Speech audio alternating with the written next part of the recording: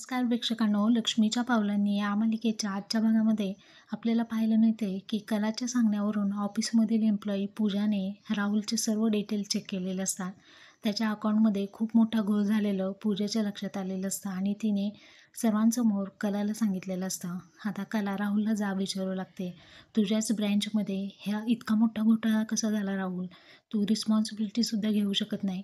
त्यावरती तो म्हणतो, इतकी वर्ष झालं आपण बिझनेस करतोय दादा, विश्वासावरतीच ना. माझं काम काय आहे? आलेल्या इन्व्हॉइसवरती साईन करणं, बाईंग सेलिंग चेक करून मी फक्त साईन करतो. मला माहिती नाही माझ्या हाताखालच्या लोकांनी कोणता घोळ करून ठेवला आहे. ही रिस्पॉन्सिबिलिटी माझी आहे का? अद्वैत म्हणतो, अरे पण इतका मोठा घोळ, आता इतका मोठा लॉस आपण कसं भरून काढणार आहे? अद्वैतसुद्धा खूप चिडलेला असतो.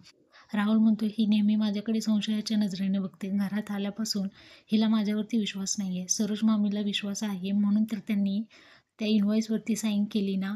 परंतु राहुलला आता खूप घाम फुटलेलं असतं.